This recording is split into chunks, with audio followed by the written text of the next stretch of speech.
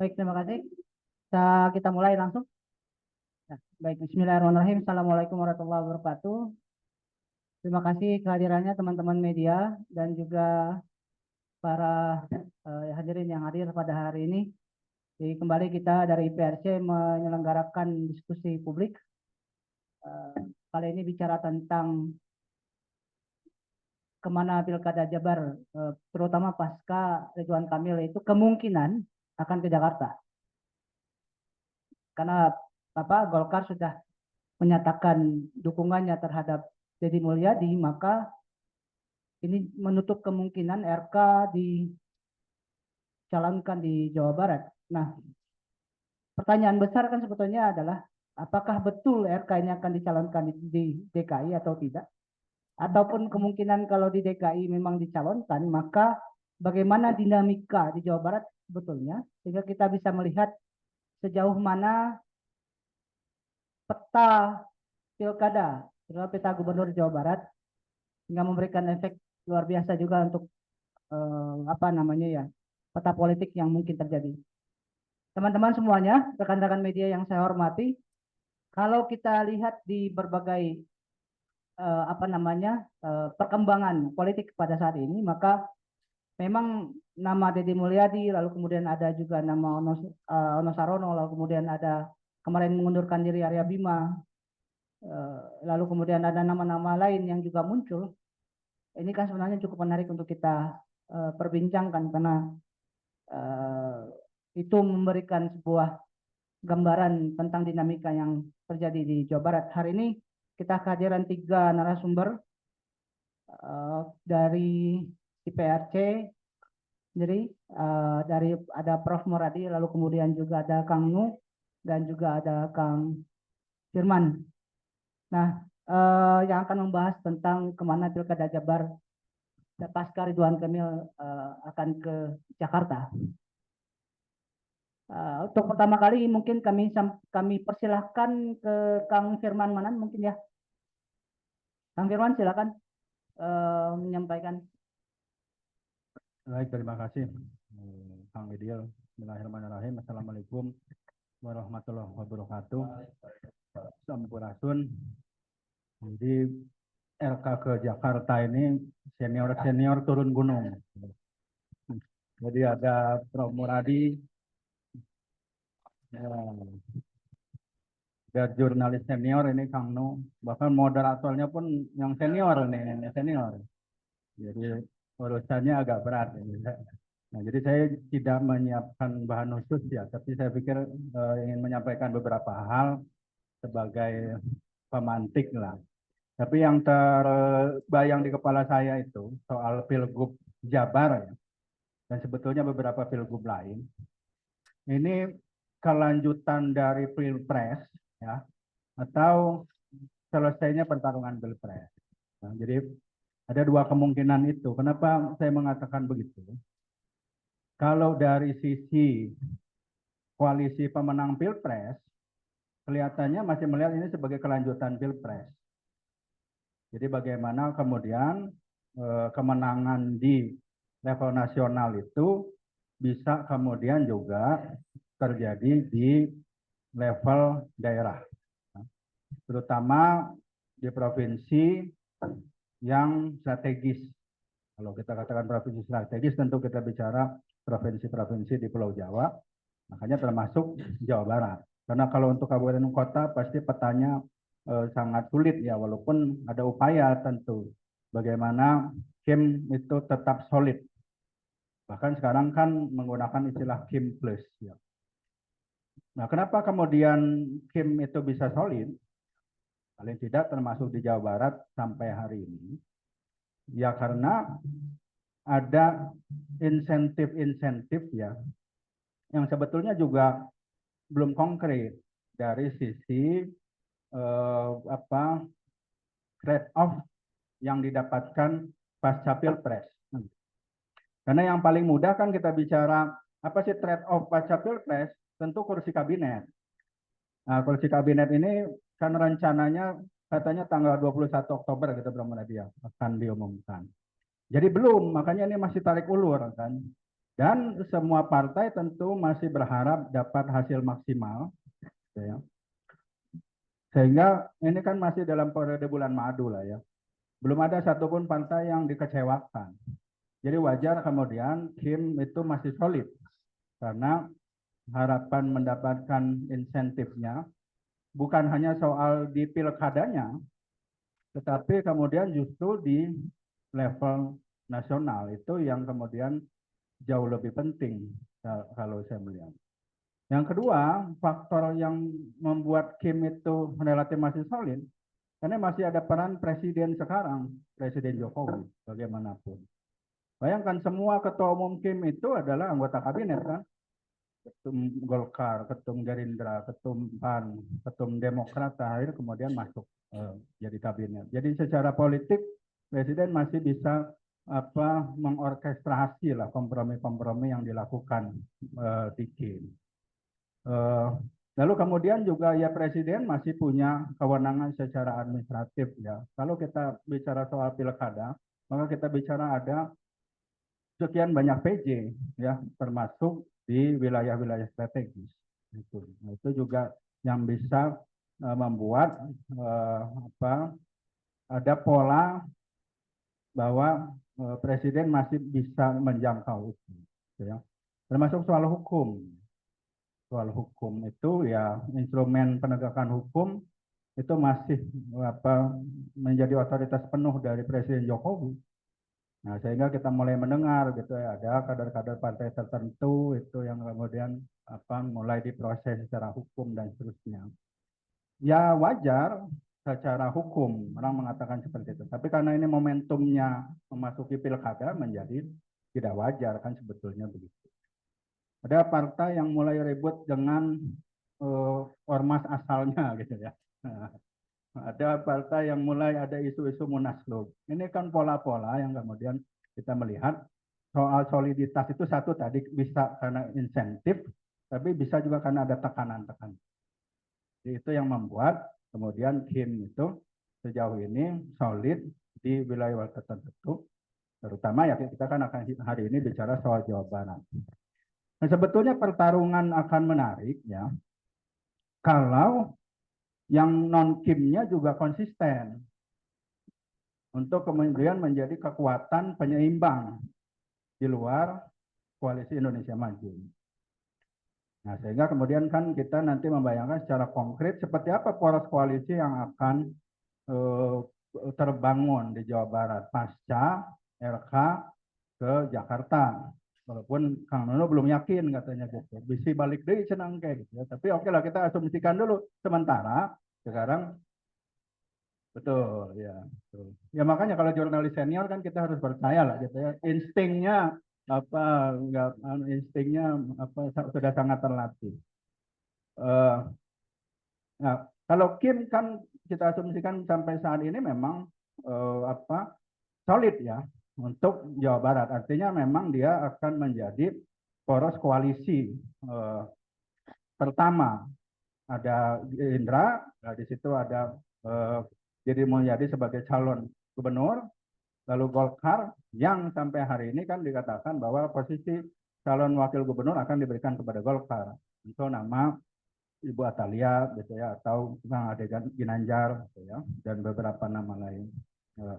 Bagaimana dengan Pan Demokrat? Kemarin Kang Bima kan sudah declare juga bahwa sami'na wa ata'na gitu ya.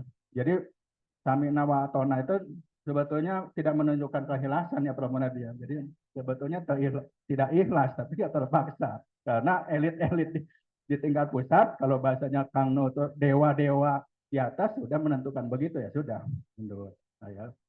Demokrat kalau kita lihat polanya di berbagai daerah juga akan mengikuti saja kan begitu. Jadi sejauh ini asumsinya untuk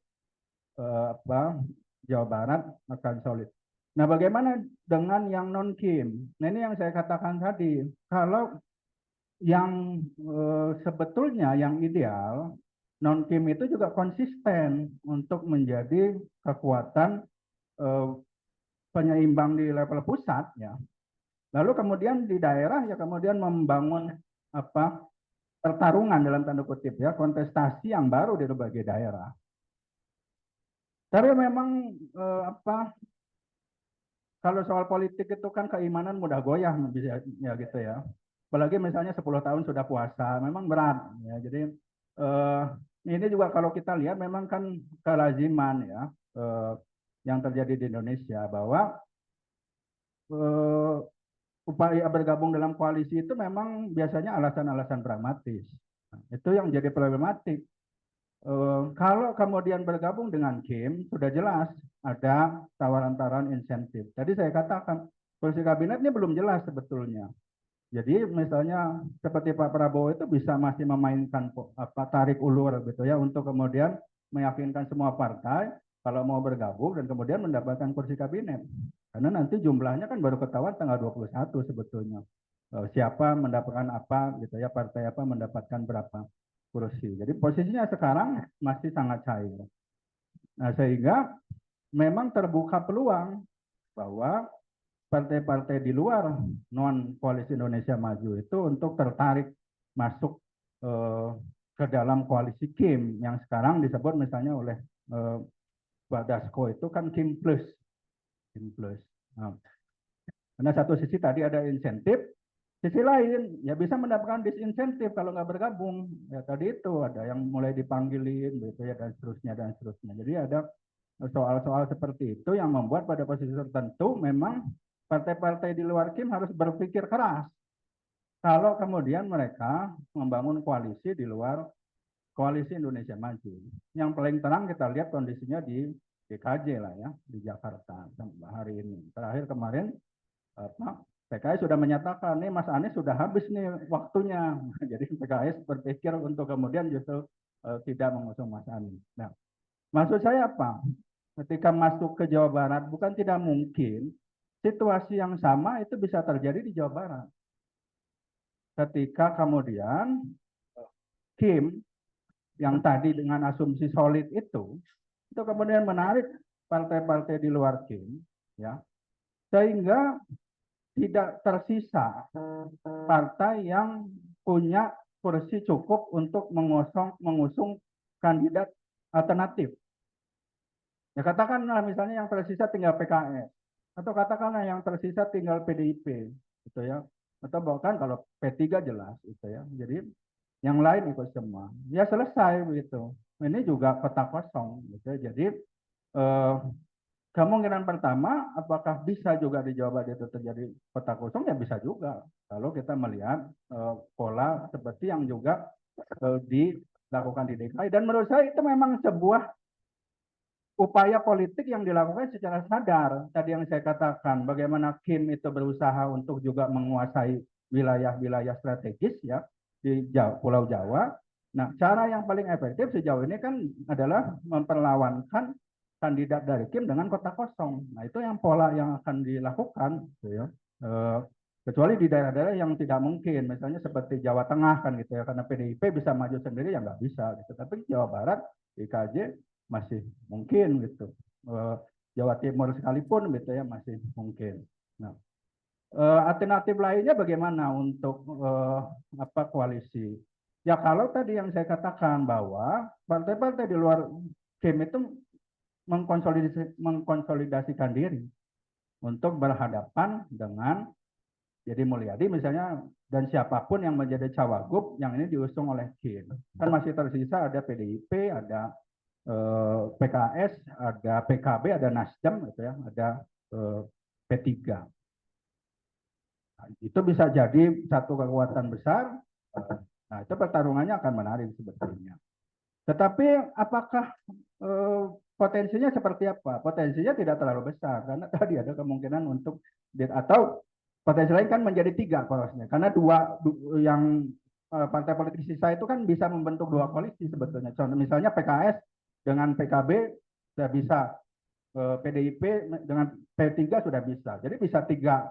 Jadi yang tadi yang pertama Kim, yang kedua yang non Kim ini bisa jadi dua poros. Atau kemudian konsolidasi menjadi satu poros. Gitu ya. Jadi menjadi dua. Atau ya worst case ya bagi orang-orang seperti saya worst case ya. Tapi bagi beberapa pihak mungkin justru itu adalah base case ya adalah melawan kota kosong. Seperti itu. Jadi itu soal apa koalisinya. Lalu kemudian bagaimana peluang-peluang kandidat ya kalau kemudian kita bicara.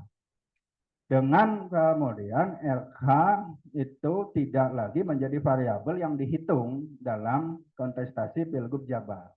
Nah, kalau by survei kita lihat kan sampai survei-survei terakhir itu memang kita masih melihat pertarungan itu kan antara RK dan Deddy Mulyadi gitu ya, yang katakanlah sudah 2 digit ya dalam semua survei itu selalu yang keluar itu walaupun angkanya bervariasi tapi apa kita bisa mengambil konklusi bahwa pertarungan Jawa Barat itu kalau by survei seakan-akan pertarungan antara RK dan Deddy Mulyadi karena nama-nama lain kandidat lain itu masih di bawah 10%, tidak signifikan gitu ya hasil surveinya.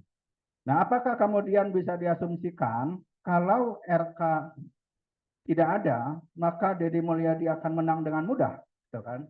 Karena lawan kuatnya tidak ada, gitu ya. Nah, maka Deddy Mulyadi memang dalam beberapa simulasi kan kalau kita membuat simulasi, misalnya ketika nama RK dikeluarkan, memang Deddy Mulyadi itu kan biasanya kemudian naik signifikan, gitu ya. Sementara yang lain tetap.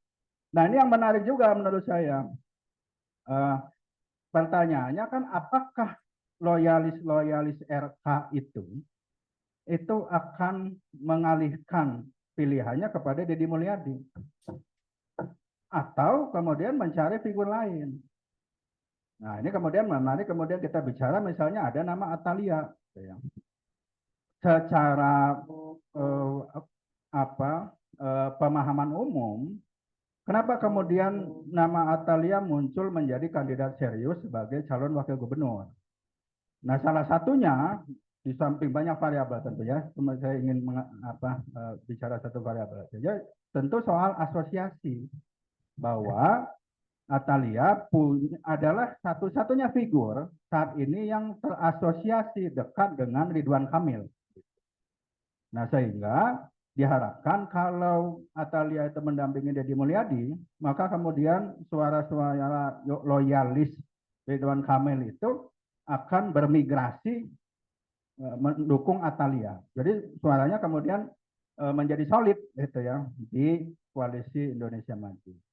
Tapi kan apakah logikanya sesederhana itu? Menurut saya belum tentu karena ada case yang agak berbeda. Itu kan case-case biasanya yang terjadi kalau misalnya ini petahana sudah 2 periode gitu Kang No ya. Lalu kemudian nanti di periode selanjutnya istrinya yang naik. Nah, biasanya suara terkonsolidasi karena terasosiasi gitu ya. Selesai.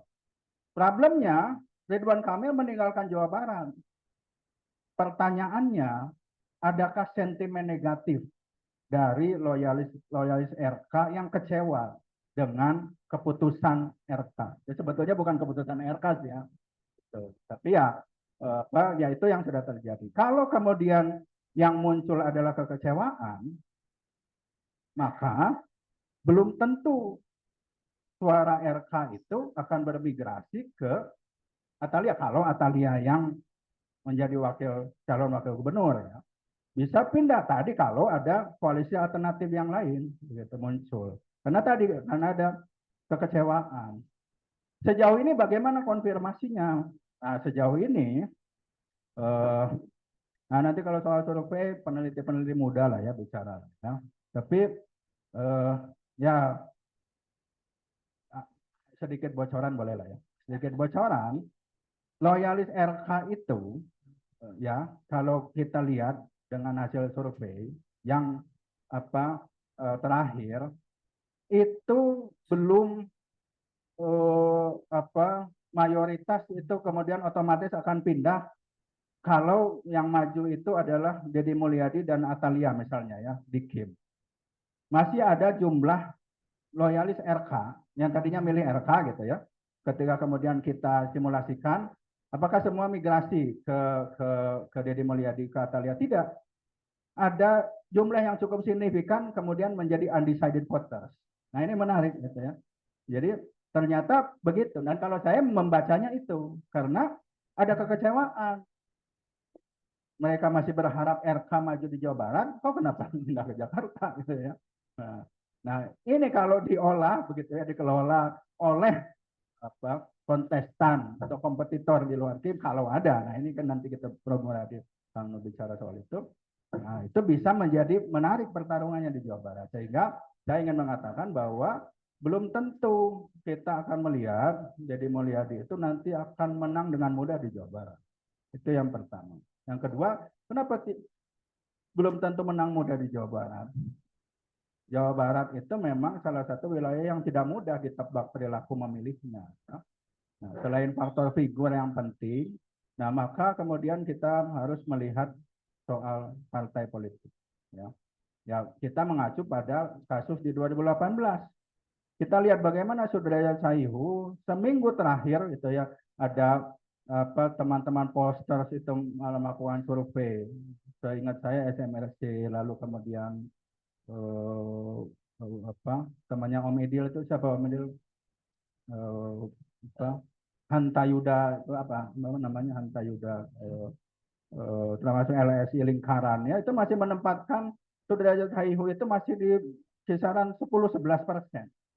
Tapi begitu pada saat pemilihan suaranya 28%. Bang Muradi berkali-kali mengatakan kalau dikasih seminggu aja kalah RK oleh Sudrajat Saihu. Tambah seminggu ya ditambahkan seminggu. Apakah itu juga bisa terjadi nanti? Ya bisa saja. Artinya kita melihat memang ada mesin partai yang kalau kemudian dia dijalankan secara efektif, potensial dia juga bisa mengubah peta pertarungan ya PKS.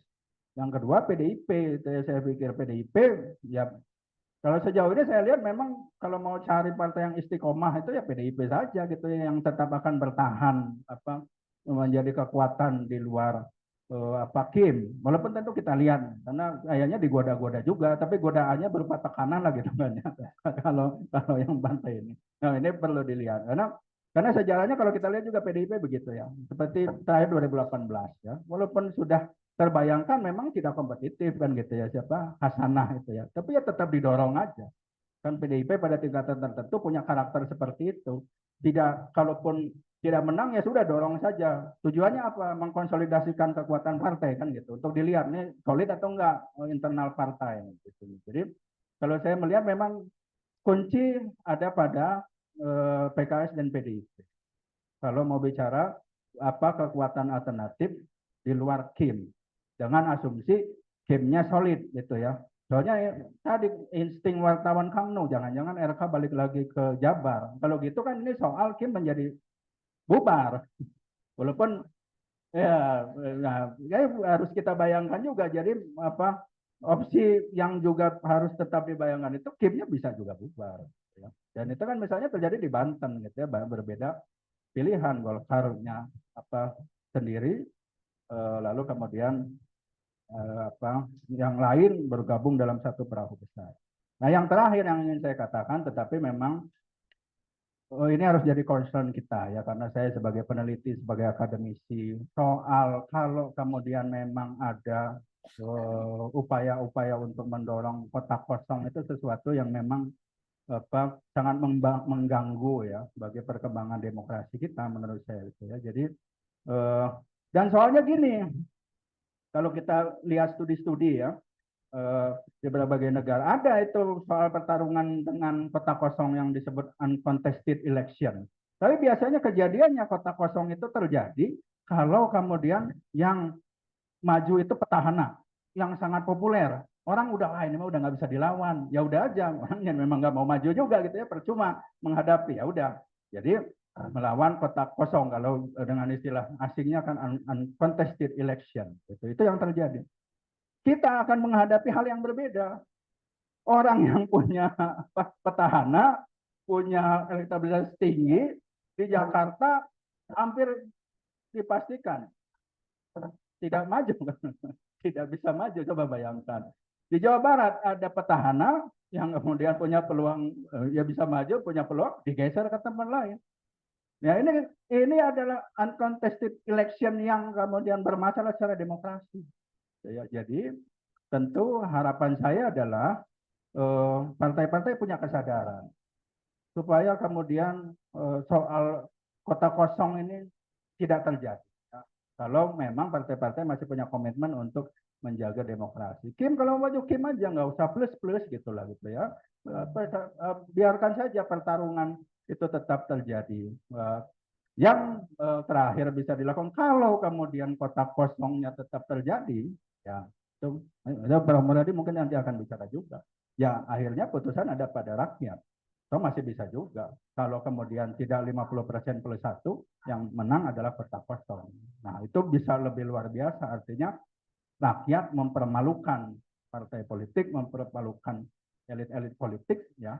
Dan menurut saya itu juga tidak baik secara demokrasi. Jadi kalau soal values-nya itu yang ingin saya sampaikan. Ya, saya pikir itu yang bisa saya sampaikan. Nuhun. Assalamualaikum warahmatullahi wabarakatuh. Waalaikumsalam warahmatullahi wabarakatuh. Kita kasih aplaus. Terima kasih Kang Firman. Ya kalau kotak kosong kita udah pernah ada pengalaman lah ya di beberapa daerah ya, termasuk di Makassar beberapa waktu yang lalu, yang dipermalukan akhirnya kota kosong yang menang melawan calon wali kota Makassar pada saat itu. Nah, kuncinya di PDIP dan PKS dan Demul ini belum tentu electable. Ini menjadi, saya pikir ini juga menarik untuk didiskusikan lebih jauh ya soal ini. Tetapi kalau untuk Kang Nung, saya pikir beliau pakarnya soal bagaimana melihat peta politik di Jawa Barat, terutama soal bagaimana Ridwan Kamil ini apakah memang jadi ke Jakarta atau justru nggak jadi ke Jakarta begitu?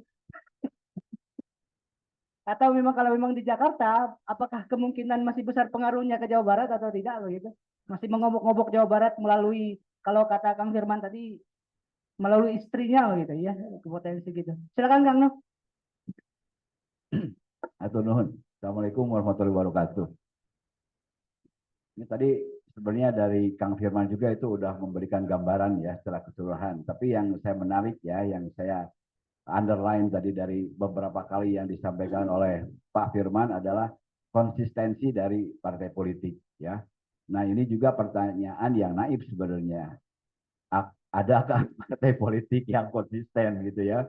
Ya, tapi kita bisa berharap lah ya, paling tidak kalau kita memisahkan antara dinamika yang sekarang terjadi di daerah khusus Jakarta dengan dinamika yang ada di Jawa Barat. Ini sebenarnya dua situasi kondisi yang berbeda, tapi ada satu benang merah yang menyambungkan ya antara dinamika Jakarta dengan dinamika Jawa Barat, yaitu apa? Figur. Ya, ada satu figur yang memang daik-daik ya ngait ya antara dinamika politik Jakarta dan dinamika politik Jawa Barat, yaitu sosok Ridwan Kamil yang sekarang jadi judul ya. Kemana Pilkada Jabar pasca Ridwan Kamil ke Jakarta, Pilkada Jawa Barat mau ke mana pasti di DIY. Tapi pertanyaannya, apakah pengaruhnya ada? Ada dua sisi ya, Pak Firman, Prof. Muradi yang saya baca itu ya.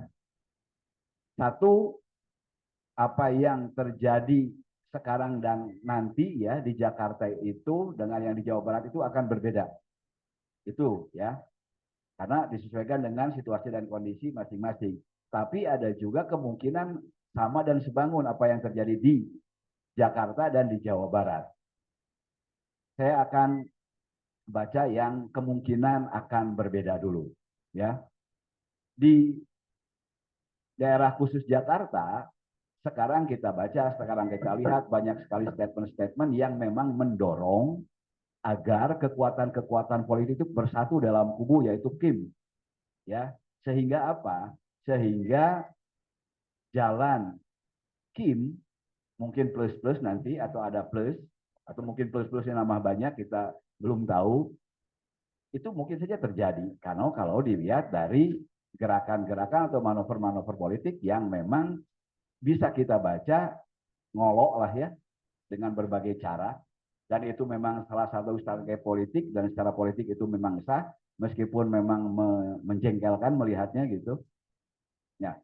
Dan kalaupun itu terjadi kemungkinan kubu Kim ya dengan Ridwan Kamil plus calonnya yang masih belum bisa kita pastikan siapa itu akan menjadi sebuah kekuatan yang memang sangat luar biasa, sumber daya yang sangat luar biasa, artinya arah ke ke balai kota Jakarta itu semakin terbuka. Itu secara politis mungkin wajar karena toh kontestasi politik adalah untuk kemenangan. Kumaha we cara nama gitu kan. Bisa dilakukan sebelum election atau nanti pada saat election, tapi kekuatan yang dibangun sebelum election itu akan sangat mempengaruhi hasil dari election. Itu pertama. Nah, kemudian itu tadi ada risiko kalau misalnya hanya PDIP di Jakarta yang ditinggalkan, kemungkinan akan melawan kota kosong, atau kalaupun ada calon yang muncul lagi ya itu mungkin seperti Solo lah ya, kita mempelajari kasus Solo itu diciptakan lawan dan secara etika politik dan secara norma-norma politik itu sudah bisa diterima, tapi kan kita tahu itu adalah calon yang direkayasa disiapkan untuk kalah, untuk mendampingi. Nah itu kan itu mungkin saja diadopsi di Jakarta ya. Nah kemudian ke Jawa Barat, kalau misalnya upaya-upaya pemenangan Kim ya di Jawa Barat juga mengadopsi apa yang akan ya katakanlah dan bakal dilakukan di DKI ya mungkin bisa terjadi juga ya, karena yang di Jawa Barat itu adalah poros Kim nih yang sedang bermain sekarang. Hanya saja di Jawa Barat itu belum separah Jakarta nih ya. PKS masih ajak lah ya, masih menampilkan sosok yang belum disebut-sebut untuk merapat ke kekuatan atau ke poros Kim. Juga di sini PDI-nya juga masih firm, kemudian ada Nasdem juga yang masih belum ada kabar untuk merapat, itu seperti itu. Untuk skala wilayah ya, untuk skala DPW-nya ya. Tapi kalau di pusatnya kita nggak tahu nih. Tapi untuk skala wilayahnya nih. Nah artinya apa yang terjadi di DKI ya itu pasti akan berbeda dengan yang akan ada di Jawa Barat. Bangunan koalisi di Jawa Barat mungkin akan tercipta ya. Apakah nanti misalnya Nasdem PDI atau Nasdem PKS atau PKS P3 PKB itu masih memungkinkan. Dan terakhir ini update banget nih ya, muncul lagi pasangan Harudang sekarang, Harudang, Haru Acep Dadang, PKB itu. Karena ini kan ya berita menarik lah ya, artinya sudah memunculkan nih. Tapi apakah kemunculan ini juga akan berumur panjang? Ya kita tidak tahu lah ya. Tapi itu muncul semangat-semangat untuk tidak kemudian semangatnya diarahkan KB hayang merapat ke Kim, ke Deddy Mulyadi. Nah, tapi sekali lagi ya, apa yang kita harapkan sebetulnya saya setengah setuju dengan Pak Firman bahwa Jawa Barat malah beda jeung Jakarta atuh gitu. Udah Jawa Barat mah beda dari situasi kondisinya. Partai-partai ayolah bersikap. Ayolah membentuk kekuatan sendiri untuk menjadi counterpart nanti atau menjadi lawan tanding itu yang sepadan dengan Kim ya, dengan koalisi Kim. Nah, ini yang memang kita harapkan ya, jangan sampai membuka peluang munculnya kemungkinan kota kosong seperti kemungkinan di DKI. Karena kalau misalnya Jawa Barat ya, tapi ini mudah-mudahan tidak terjadi. Jawa Barat kemudian muncul satu poros dan poros lainnya adalah kota kosong. Ini ya secara politis tadi sudah disampaikan dan secara apa ya, secara etis juga kita dalam posisi yang sangat malu, ini sangat mundur ya. Demokrasi kita yang sudah terkonsolidasikan cukup bagus selama 25 tahun ini kembali mundur ke titik sebelum 25 tahun lalu mungkin ya. Ini sangat beresiko ya. Resikonya ada dua. Ketika si pasangan yang memenangkan kota kosong itu juga dia pasti menanggung beban ya, menanggung beban politis karena dia melawan ya melawan sesuatu yang tidak ada. Nah, apalagi kalau kalah gitu. Dia dikalahkan oleh sesuatu yang tidak ada. Ini sangat luar biasa. Dan dampaknya akan kita rasakan terus setelah pilkada ini usai. Nah, itu. Jadi bacaan kami ya, Pak Firman, Prof. Muradi, kita yang dari media ya, yang setiap hari terus kita memperhatikan perkembangan politik baik itu nasional maupun lokal, dan sekarang memang kita konsentrasi ke lokal Jawa Barat, kita memang harus mendorong ya, harus mendorong agar partai-partai politik itu betul-betul mempersiapkan diri sehingga mereka kemudian mempunyai kekuatan untuk bisa mendaftarkan calonnya nanti mulai tanggal 27 Agustus. Seperti apa calon-calonnya, seperti apa bangunan-bangunan koalisinya sudah kita ketahui ya, meskipun memang semuanya belum firm. Karena selain Nasdem, semua bakal calon atau figur-figur yang menyatakan diri akan maju itu belum mendapatkan rekomendasi resmi. Ya, artinya perubahan-perubahan masih dapat terjadi, bahkan Ridwan Kamil pun bisa saja kembali ke Jawa Barat karena itu tadi belum ada surat keputusan atau rekomendasi yang pasti ya dari partai pengusungnya, dari Golkar maupun dari Gerindra. Nah, bahkan Deddy Mulyadi pun sampai saat ini belum mendapatkan rekomendasi resmi dari Gerindra. Ya, baru surat tugas lah. Artinya kan segala kemungkinan ini masih bisa terjadi. Tapi mudah-mudahan kemungkinan-kemungkinan yang nanti menjadi kepastian itu adalah menjamin semua partai politik itu bisa melaksanakan fungsinya, yaitu menyodorkan, mengajukan, mendaftarkan calon-calon pimpinan daerah, dalam hal ini gubernur. Koalisinya seperti apa? Silakan ya. Kita sudah baca kalau Deddy Mulyadi tentu saja dengan ya komunitas Kim lah ya.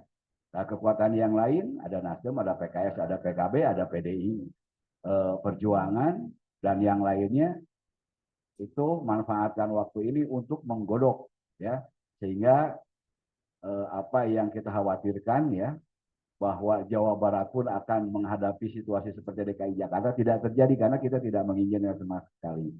Karena ada risiko itu tadi Pak Firman, Prof gitu ya. Pemilih Jawa Barat itu adalah pemilih yang unik ya. Bisa jadi keunikan itu juga muncul nanti kalau misalnya Jawa Barat ada kota kosong. Ya mungkin ke situlah. Ke kota kosong itu kan satu hal yang sebenarnya dalam politik mungkin wajar, tapi ya harus dicegah sedemikian mungkin lah ya, harus dicegah, kita cegah sekuat mungkin, karena tujuannya apa? Tujuannya kita nih ya dari kalangan media gitu, kemudian dari para akademisi, dari kelompok-kelompok yang pro demokrasi ya, kita menginginkan kontestasi politik di Jawa Barat itu adalah sebuah kontestasi politik yang sehat ya, kemudian juga yang memang menawarkan opsi-opsi terbaik, kemudian juga tentu saja menawarkan figur-figur yang terbaik, dan jangan lupa juga kita bisa berharap figur-figur itu menawarkan program-program kerja yang terbaik, yang berbeda gitu, yang bisa menjamin adanya perubahan ya Jawa Barat dari yang sekarang ini menjadi lebih baik untuk 5 tahun ke depan. Nah, itu yang menjadi concern kita itu di situ. Nah, bahwa kita percaya lah, kita yakin, kita tahu ya bahwa sekarang itu para elit-elit politik di Jawa Barat juga memang sedang membangun kekuatan gitu ya, dengan berbagai caranya tentu saja, tujuannya agar menang itu pasti, ya bisa saja cara-cara atau pola-pola yang sekarang sedang dijajaki di Jakarta itu ya bisa diterapkan juga di Jawa Barat. Ya ini mungkin forum ini bisa mengingatkan lah ya bahwa Jakarta mah Jakarta lah, Jawa Barat mah Jawa Barat. Gitu. Coba tunjukkan kedaulatan politik Jawa Barat ini seperti apa. Meskipun Pak Firman tentu saja kekuatan Kim ya yang sebentar lagi menjadi ruling party ya, yang bisa kita bayangkan kekuatannya seperti apa, akan memang mempengaruhi juga ya bentuk koalisi atau segala macam di Jawa Barat. Itu Panginten Sementawis, bacaan kita seperti itu dan keinginan kita seperti itu, harapan kita seperti itu.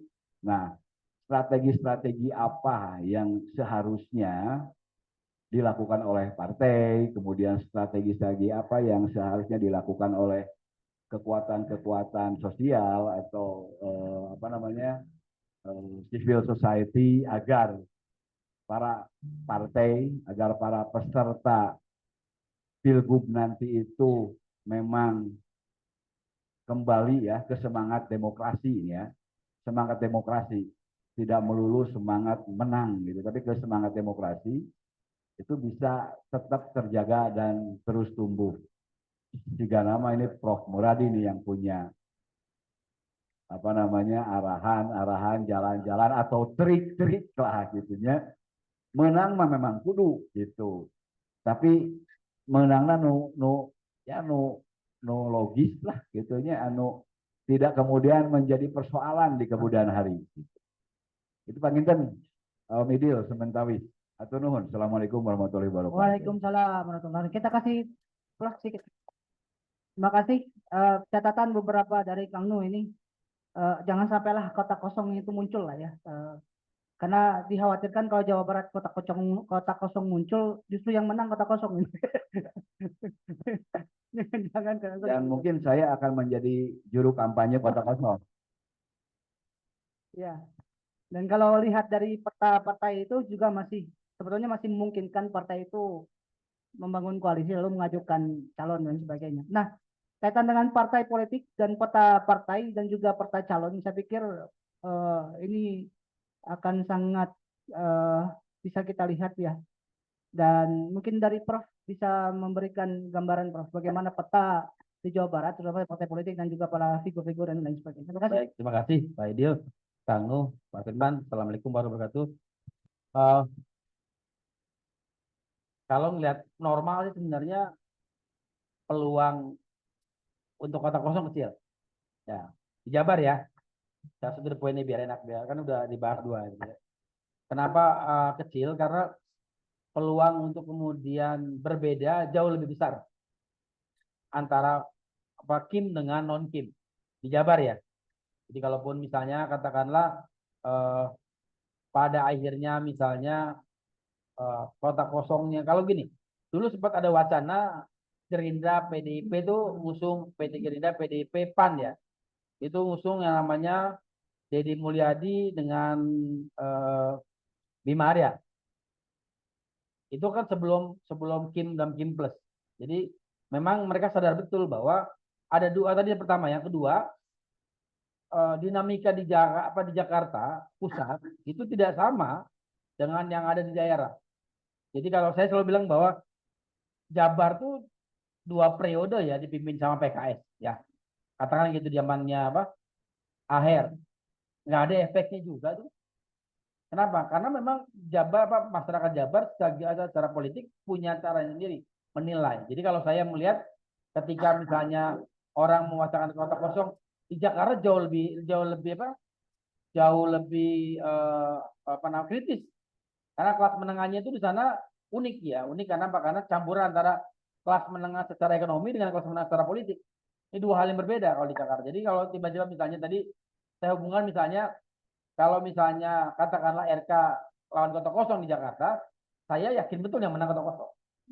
Kenapa? Karena apa namanya sentimen negatif Jakarta ke RK itu bukan ke figur RK semata, tapi juga pada kedekatan dia dengan apa, dengan katakan misalnya Persib Bandung gitu ya. Ini salah contoh yang saya berkali-kali meyakinkan bahwa ada berapa sih di Jack itu? Ternyata lebih dari 350.000. Itu satu orang ya. Kebayang kalau misalnya satu keluarga. Jadi bisa mungkin antara 500 sampai 1 juta suara. Itu kalau normatif ya.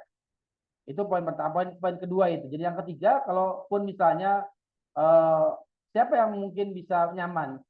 Kalau di Jakarta PKS, PDIP, kemudian Nasdem masih nyaman. Ya, dia tidak terlalu bermasalah. Tapi kemudian yang bermasalah adalah ketika misalnya ini berkaitan dengan siapa yang nomor 1 sampai nomor 2. Jadi kalau misalnya skema di Jakarta Anies nomor 1 gitu, misalnya Nasdem dengan PKS, maka nomor 2-nya bisa jadi ada beberapa nama. Termasuk misalnya usulan dari PDIP misalnya yang nomor 2 ya di Jakarta itu adalah prediksi saya adalah Risma. Kenapa bukan Ahok? Karena Ahok secara PKPU nggak boleh turun kan, dia nggak boleh turun dan itu juga jadi problem sendiri. Sementara kalau misalnya Azwar Anas itu sedang digadang-gadang di Jakarta, Jawa Timur. Lihat potensi Jawa Timur mungkin menang atau tidak gitu. Itu yang kira-kira yang memang saya kira di Jakarta akan lebih dinamis. Dan kalau itu dilakukan, saya kira Jabar ini sebenarnya akan ada 2 poros. Kalau di Jakarta 1 poros plus ya, 2 poros itu yang di luar Kim plus misalnya saya memprediksi ada teman-teman Nasdem ya, kemudian P3 di Jabar ini agak unik, agak berbeda dengan P3 di Jakarta. Kalau teman-teman lihat karakternya agak berbeda. Jadi kalaupun misalnya arahan kemana, nah mungkin katakanlah antara Nasdem, PDIP dengan P3 udah lebih dari cukup untuk bisa memajukan calon dari satu pasangan. Jadi PKS bahkan kecenderungan saya kalau memang nanti dilihat untuk mencari suara dari garis yang tadi, bisa jadi itu satu figur yang lain, dia tidak ikut dalam gerbong yang sama, dia akan bikin sendiri dan suaranya mungkin juga bisa diambil dari yang lain.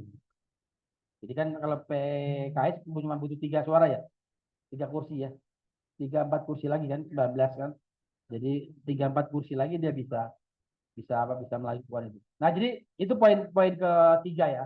Nah yang keempat, kalaupun misalnya pada akhirnya kemudian bisa terjadi di level Jakarta nasional, itu satu yang teman-teman juga harus lihat bahwa posisi dari Kim itu bukan koalisi yang sifatnya ketat. Jadi bukan koalisi ideologis banget lah. Jadi bisa kapanpun bisa pecah di tengah jalan. Dan saya selalu bilang bahwa poin-poin bahwa koalisi itu jangan dulu nawarin ke non koalisi sebelum koalisinya dapat sesuatu. Nah teman-teman paham juga bahwa sampai hari ini koalisinya belum dapat sesuatu. Katakanlah kalau misalnya nanti plus itu masuk, jadi ya ada Nasdem misalnya, ada PKS, maka yang di dalam tuh akan bisa nggak mungkin bakal keluar juga. Maka nggak nyaman, nggak dapat apa-apa juga. Itu jadi bikin isu baru. Akan baik misalnya biarkan saja mekanisme di pilkada ngalir seperti itu, jadi masing-masing punya dinamika, punya strategi sendiri. Di Jakarta nggak ketemu, di nasional nggak ketemu, mungkin di Jawa ketemu. Nah itu yang saya kira perlu dilihat. Nah yang terakhir, kalaupun pada akhirnya kemudian bisa melihat sejauh mana kemudian RK bisa menang atau kalah di Jakarta, saya ngelihatnya memang bergantung pada selain koalisi juga yang namanya logistiknya. Nah, logistik di Jakarta mesti jauh lebih besar walaupun pemilihnya nggak terlalu besar. Ya. Jadi ini juga pertimbangan betul misalnya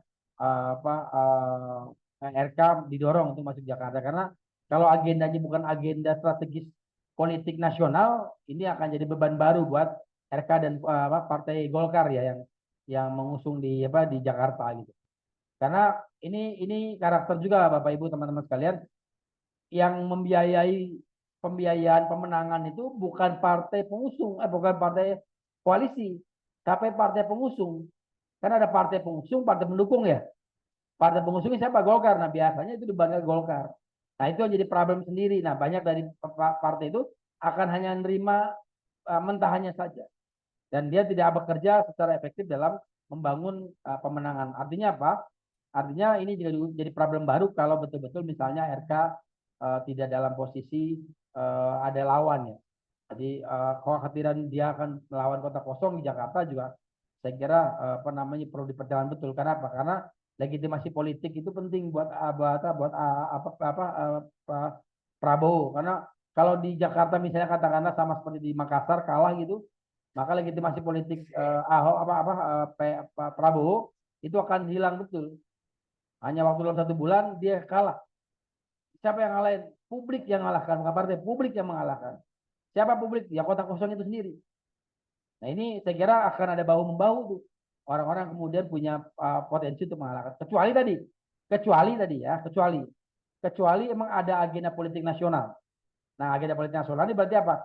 Akan ada segenap apa namanya potensi sumber daya, uang dan sebagainya mendukung RK menang. Tapi ada tapinya nih. Kalau melihat alur politik yang dari mulai Pilpres sampai sekarang, maka kelihatannya itu akan dibebankan ke masing-masing partai politik.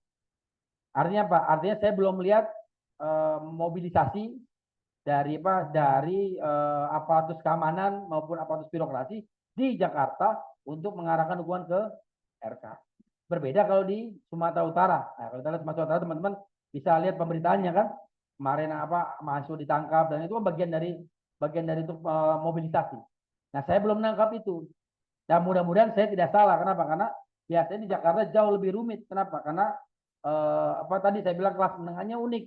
Bukan kelas menengah hanya karena punya uang, tapi juga dia kelas menengah kritis yang memang secara prinsipil nggak mau diatur. Ini yang saya kira juga menarik. Kenapa? Karena banyak dari mereka merasa bahwa kemarin itu adalah satu kesalahan. Ya, makanya kalau teman-teman lihat di Jakarta itu Pilpres kemarin itu tidak betul-betul menang sebenarnya Prabowo, kecil sekali. Karena di lapangannya memang orang sudah patah arang ketika kemudian kan awal-awal menang Anies kan. Anies menang, kemudian tiba-tiba pas penghitungan rekapitulasi jadi kalah. Nah, teman-teman bisa paham lah bagaimana kemudian upaya untuk memenangkan waktu di Pilpres gitu. Nah, per hari ini saya kira tidak ada mobilisasi, tidak ada pengkondisian untuk aparatur sipil negara dan atau aparatur keamanan untuk memenangkan calon yang diusung oleh Kim Plus ini. Artinya apa? Artinya kalau memang betul dipaksakan, saya cenderung bahwa kota kosong akan menang. Itu poin ke-6. Nah, yang terakhir saya ingin tegaskan begini. Di Jabar itu karakter pemilihnya unik. Jadi kalau tiba-tiba misalnya saya sih sampai hari masih nunggu PKS punya sikap ya. Jadi nggak main-main karena ternyata ketika dicek cross check misalnya Kang Haru itu bukan satu-satunya calon yang diusung oleh PKS. Masih ada beberapa nama yang kemudian dipertimbangkan. Artinya apa? Artinya memang kita masih menunggu juga selain PDIP juga PKS. Karena yang punya mesin politik yang jauh lebih efektif ya PKS dan PDI Perjuangan. Jadi kalau mereka ini belum menentukan sikap, saya kira saya sih ngerasa ya PKS dengan katakanlah dengan P3 sudah bisa maju. PDIP dengan P3 bisa maju. Apalagi kalau PKS, PDIP, P3, bahkan Nasdem mungkin ya itu jauh lebih besar suara. Jadi mendorong proses politik yang jauh lebih punya rasa. Karena penting buat di garis bawahi bahwa jangan membatasi ruang pilih publik. Justru publik akan menilai mana yang paling terbaik antara katakanlah kita sebut misalnya calon-calon yang diusung oleh partai politik. Jadi partai politik bukan malah melakukan upaya untuk membatasi pemilih publik. Tapi publik harus diberikan banyak pilihan supaya ketika dia memilih itu adalah tujuan terbaik yang bisa diusung oleh partai politik yang ada. Karena keberadaan partai politik itu bagian dari sintum dari demokrasi ya. Demokrasi dia akan menjadi sangat kuat efektif kalau misalnya partai politik punya kader-kader yang bisa dipilih untuk dijadikan dijadikan penguasa, kemudian orang yang belum bisa memerintah untuk bisa legitimasi politik yang jauh lebih besar dibanding sebelumnya gitu.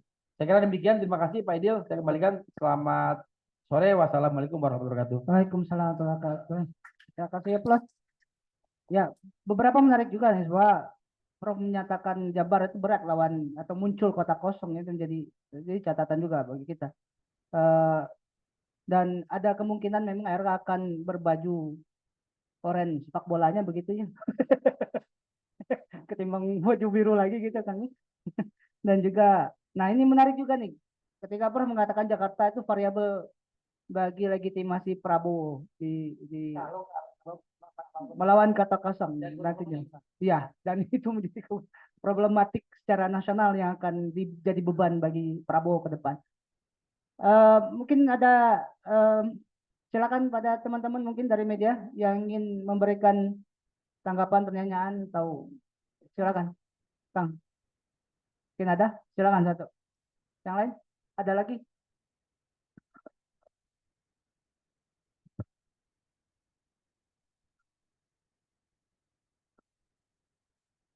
Baik, terima kasih. Izin yang pertama ini mungkin yang perlu dibahas soal Yusuf Hamka, salah satu yang katanya ada pertukaran posisi ketika RK-nya ke Jakarta, ini yang Yusuf Hamka-nya yang diarahkan ke Jawa Barat. Mungkin sekilas gimana nih elektabilitasnya dari pembacaannya dari peneliti.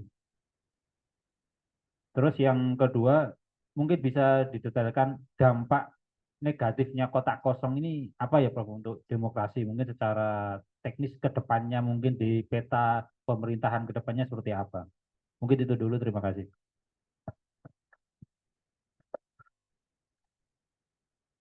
Mau dari satu lagi, oke, kita tampung. Silakan. Assalamualaikum. Izin mau nanya nama-nama yang apa? Yang lain-lain kayak Desi Ratnasari, Susi Pujiastuti, terus siapa lagi Saiful Huda itu pada kemana ya? Maksudnya nggak ada nggak ada apa nggak ada tampil sekarang gimana buat mendampingin Deddy Mulyadi itu padahal kan namanya juga udah dipersiapkan sejak lama. Bima Arya juga katanya udah nggak mundur mundur dari siapa calonan ya atau ya itu aja. Thank you, makasih. Dari Prof dulu mungkin mau jawab, Prof.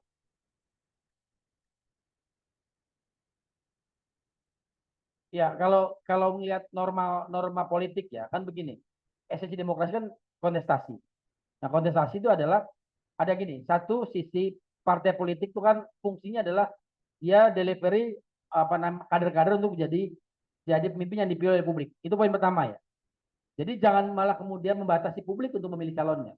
Justru membuka ruang. Makanya kalau nanti misalnya ini terjadi, maka orang akan meyakini betul bahwa ambang batas untuk batas presentasi untuk mengajukan nama itu pasti pasca 2002 Pilkada 2024 ini itu akan dizerokan semua. Kenapa? Karena nggak ada fungsinya, karena partai politik justru menjadi menyandra esensi demokrasi itu sendiri. Sekarang mau bicara apa kita partai politik harusnya kan misalnya beginilah, katakanlah terlepas baik buruk misalnya silakan saja ditampilkan. Kalau bahwa misalnya nanti RK itu terbaik ya misalnya di Jakarta tanpa ada rekayasa dan segala macam, orang akan milih RK kok. Orang akan milih Anies kok. Orang akan milih Deddy Mulyadi kok. Bukan karena dia misalnya di rekayasa supaya orang lain nggak milih. Atau orang di rekayasa orang nggak punya pilihan. Karena kotak kosong itu ancaman demokrasi. Betul, kenapa? Karena itu bentuk dari kefrustasian publik terkait dengan politik. Begitu orang nggak mau lagi datang misalnya ke TPS itu setengah mati misalnya teman-teman KPU, Bawaslu, DKPP misalnya penyelenggara pemilu untuk melakukan upaya mendorong partisipasi publik, sementara siapa yang aku pilih? Siapa yang harus saya pilih? Sementara yang ada cuma katakanlah ya di Jakarta RK dan kota kosong, atau misalnya di Jabar misalnya Deddy Mulyadi dengan kota kosong. Orang akan kemudian lebih milih pergi ke Bali nanti, ke Singapura misalnya kan, ketimbang misalnya orang datang ke TPS. Artinya apa? Artinya ini ancaman demokrasi betul, partisipasi, kaderisasi, kemudian apalagi yang ketiga, yang paling penting adalah orang kemudian dibelenggu dengan pilihan-pilihan yang dibatasi. Padahal demokrasi kalau kita ngutip apa namanya ya prinsip demokrasi itu lupa namanya ya ada apa namanya salah satu yang prinsip demokrasi adalah bahwa publik itu disajikan seperti halnya memilih makanan, jadi dia bisa memilih mana yang paling baik buat dia. Nah dari situ nanti publik akan mengarah pada apakah partai politik kemudian bisa memberikan esensi memberikan kader yang terbaiknya. Karena saya dari awal pernah bilang bahwa jangan membunuh demokrasi dengan cara demokrasi sendiri. Ini kan bahaya betul. Jadi membatasi publik untuk memilih adalah bagian dari upaya untuk membunuh demokrasi. Padahal demokrasi adalah esensi politiknya adalah terbuka. Itu poin pertama yang Soal Yusuf Hamka, kalau saya sih Jabar. melihatnya gimmick politik ya, sorry ya. Saya harus ngomong gimmick politik aja. Karena apa? Karena kalaupun disandingkan juga kan nggak mungkin lagi dari Golkar. Karena RK-nya dari Golkar. Jadi kalaupun misalnya dia tampil ya gimmick politik aja. Toh banyak kan kalau teman-teman lihat semua partai ngasih surat tugas kan. Ini kan baru surat tugas toh. Jadi akan sama aja misalnya tiba-tiba mohon maaf ada calon misalnya dia keliling ke partai politik. Dia dapat surat tugas, ya. Tapi lebih pada ngelihat seberapa efektif potensi pemenangan. Karena apa? Karena karakteristik Yusuf Hamka ya meski dia populis ya dengan pola-pola dia, tapi dia bukan orang yang pas untuk bisa memimpin Jakarta. Kenapa? Karena ya ada calon yang jauh lebih punya potensi untuk dipilih, katakanlah RK dibanding Yusuf Hamka sendiri. Saya kira itu. Terima kasih. Kang Nuh, silakan. Ini terkait dengan kota kosong ya, yang sekarang menjadi pembicaraan. Bahwa kota kosong itu memungkinkan terjadi, ya. Itu tergantung dari bagaimana triki-triki ya, pendekatan-pendekatan lobby-lobby yang sekarang dilaksanakan. Seberapa efektif lobby-lobby itu sehingga kemudian memunculkan kota kosong, ya. Itu di aturan kita di rejim pemilu sekarang itu memang boleh, tapi kemungkinan itu ya harus dicegah, ya. Karena itu tadi dampaknya itu yang seperti disampaikan oleh Prof. Muladi, mungkin saya menambahkan sedikit, legitimasi dari pemenang yang melawan kota kosong itu akan menjadi persoalan yang akan terus nempel ya ke depan. Itu yang pertama. Yang kedua, munculnya kota kosong, ya, apalagi kota kosong yang memang di-create, ya, yang didesain gitu, hanya untuk memenangkan atau memastikan kemenangan kubu tertentu, itu adalah sebuah bentuk, boleh mungkin ya saya menyebutkan sebuah bentuk kejahatan ya, kejahatan politik ya, yang memang dari awal dirancang agar rivalitas itu tidak terjadi, ya. Padahal rivalitas itu adalah peluang atau ruang bagi publik itu untuk mendapatkan berbagai opsi-opsi pilihan itu. Nah, itu ruang itu kemudian ditutup ya atas nama demokrasi juga gitu, sehingga tidak memunculkan kesempatan bagi rakyat untuk melakukan pemilihan. Karena kan kalau ada kota kosong, pilihan jadi dua, memilih atau tidak memilih. Ini kan ini sangat berbahaya ya bagi perjalanan demokrasi ke depan yang saya garis bawahi ya, yang sudah diperjuangkan oleh semua stakeholder kita selama hampir 25 tahun. Konsolidasi ini berdarah-darah gitu, tapi kalau misalnya di 2004 di Pilkada serentak 2004 ini terjadi kemudian kota kosong, ya konsolidasi yang sudah kita lakukan selama hampir seperempat abad itu menguap begitu saja demi tujuan pragmatis kemenangan semata. Ini sekali lagi saya khususnya itu tidak dalam posisi menginginkan hal itu terjadi. Nah, artinya harapan kita kepada kekuatan-kekuatan politik yang lain konsolidasikan diri bagaimana caranya agar dia bisa tampil ya menjadi kontestan di Pilgub 2024. Itu harapan. Kemudian tadi saya menjawab rekan Iqbal beberapa nama yang tidak muncul. Ya gini Pak Iqbal, kalau misalnya kita lihat dari update ya yang dinamika mutakhir, ya semua titik kutubnya sudah ada ya. Satu kutub di Kim, yaitu Deddy Mulyadi, dan kayaknya Kim itu fatsun ya, semua harus mendukung itu, dan indikatornya jelas. Bima Arya yang dari awal sudah mendeklarasikan untuk maju pun akhirnya dia menyatakan mundur. Itu mungkin sikap mencerminkan sikap betapa kuatnya tekanan dari internal Kim agar jangan ada yang ngagokan lagi ya. Jangan ada hal-hal yang memang menjadi persoalan di internal Kim sendiri. Jadi Bima Arya sudah menyatakan mundur dan alasannya juga sudah jelas. Disuruh maju-maju, disuruh ke kanan, disuruh diam-diam. Itu udah jelas sekali terucap ya bahwa Kim atau komunitas Kim memang sudah memerintahkan Bima Arya untuk tidak melanjutkan langkah-langkah politiknya. Nah, mungkin ini juga sama ke nama-nama lain agar tidak kemudian ngagokan apa yang sudah dicanangkan oleh Kim di Jawa Barat. Di situ kan sebelumnya ada nama Desi, ada nama yang lain gitu ya. Ya udahlah, cari cing lah, stop gitu. Nah, cuman apakah Atalia juga di stop? Kita tidak tahu ya. Apakah Ade Ginanjar juga di stop? Kita juga tahu. Tidak tahu ya, atau mungkin apakah Atalia didorong untuk melanjutkan atau Ade Ginanjar untuk mulai semakin sering tampil.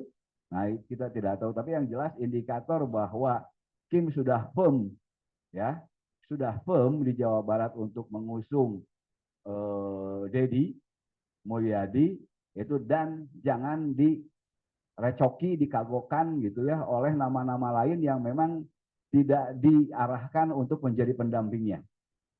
Gitu. Itu Kang Ilham Sementawis. Atau nuhun. Sudah. Baik. Kang Bim, nama lain ada nama Ilham Habibie juga kan belum disebut nih dari tadi. Ya, ya soal nama-nama yang muncul dalam survei, tapi kemudian tidak mendapatkan tiket. Nah, kan misalnya gini, kenapa sih IPRC itu suka melakukan survei untuk mengetahui elektabilitas calon-calon gubernur? Sehingga keluar tadi nama-nama tadi itu gitu ya, Desi Ratnasari, Susi, Bima Arya, lalu kemudian Ilham Habibie ya, dan seterusnya. Ya mulai dari Ridwan Kamil lah ya. Kita misalnya simulasi terbuka, semua nama masuk di situ ya, sampai kita ada simulasi, berbagai simulasi. Kenapa itu kita lakukan? Nah, ya ada banyak alasan, tapi kan salah satu alasan penting adalah kita memotret siapa pemimpin Jawa Barat yang diinginkan oleh publik sebetulnya. Maka muncullah nama-nama itu. Dan nah ini juga menariknya sebetulnya ya, yang membedakan partai sekarang dengan partai dulu. Dulu itu, ya bahkan mungkin sekarang di daerah-daerah lain masih ya, hasil-hasil survei itu menjadi salah satu ukuran untuk kemudian menentukan apakah seseorang itu diberikan tiket atau tidak untuk maju dalam pilkada. Hari ini problemnya di beberapa daerah termasuk Jawa Barat tidak, gitu ya. Bayangkan Ridwan Kamil ya, petahana gubernur, tingkat kepuasan publiknya kalau saya mengadakan survei setahun terakhir itu selalu di atas 80% ya. Tingkat elektabilitasnya 40 sampai 50, di atas 50% dalam berbagai simulasi, tapi tidak dicalonkan oleh Golkar di Jawa Barat. Didorong ke tempat lain yang tadi kata Bro Maradi belum tentu menang. Nomor 3 surveinya diapkan sama kata kosong aja belum tentu menang. Coba bayangkan, kan logika elektoralnya itu tidak masuk. Artinya apa yang terjadi hari ini? Kalau dalam bahasa yang agak keren gitu, ya itu kan yang kita sebut elite capture. Ya, demokrasi kita dibajak oleh para elit. Suara publik tidak lagi didengar, gitu ya. Di Jakarta. Makanya nyambung juga dengan soal kota kosong ya. Kota kosong itu kan gini. Kenapa sih ada partai politik? Salah satu tujuan utama partai politik itu dibuat kan adalah untuk meraih kekuasaan dengan menempati jabatan-jabatan publik. Loh, ngapain bikin partai politik tapi berbondong-bondong mengusung kader dari partai lain? Bukan ngusung kader dari partainya sendiri. Itu problematik begitu ya. Dan hati-hati sebetulnya ya, buat partai politik itu harus berhati-hati. Dengan pola seperti itu, partai politik itu akan semakin pudar di mata publik. Karena mereka nggak punya lagi orang yang terasosiasi dengan partainya. Di level nasional nanti siapa yang bisa mengklaim Gibran partai politik? Coba bayangkan. Ya kan? Pudar partai politik itu di luar Gerindra ya. Gitu. Nanti sama itu modelnya. Yang akan mendapatkan insentif kan hanya partai yang kemudian terasosiasi namanya dengan pejabat publik itu. Nah, kalau fenomena seperti itu terus nanti partai-partai yang cuma ikut-ikutan itu selesai sebetulnya. Jadi harusnya partai politik itu juga memikirkan itu ya, mengevaluasi itu kalau polanya seperti itu. Lalu kemudian kota kosong itu fenomena demokrasi, iya. Di negara-negara demokrasi yang sudah mapan ada tidak uncontested election, pemilihan yang tidak konsentrasikan ada. Tadi yang saya katakan kalau ada kandidat yang sangat kuat, biasanya petahana itu kalau pemilihan kongres seperti di Amerika Serikat, kalau petahannya terlalu kuat, orang juga malas ngapain maju gitu kan, ngelawanan gitu, banyak duit, banyak tenaga, gitunya pasti eleh.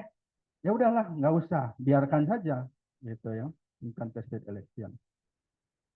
Yang jadi problem, saya setuju tadi dengan apa yang dikatakan Kang Nung. Jangan dimanipulasi soal kota kosong itu. Ada kandidat yang sangat potensial untuk maju, tapi kemudian dihalang-halangi untuk maju. Itu yang problematik.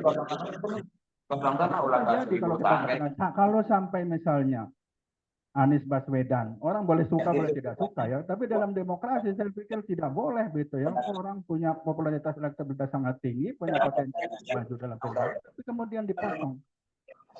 Nah, kalau fatwanya Kang Nu, jurnalis senior, itu sudah disebut kejahatan.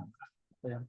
Silakan kalau mau dimuat, itu Kang Nu yang mengatakan kejahatan politik katanya. Tapi saya sepakat.